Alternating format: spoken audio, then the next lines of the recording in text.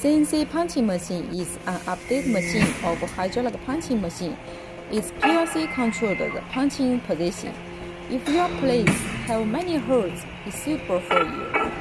Its tonnage from 60 ton to 106 ton. Its max punching thickness is 30 mm. The table size is 500 plus 800 mm. The third depth is 600 mm. Do you like it?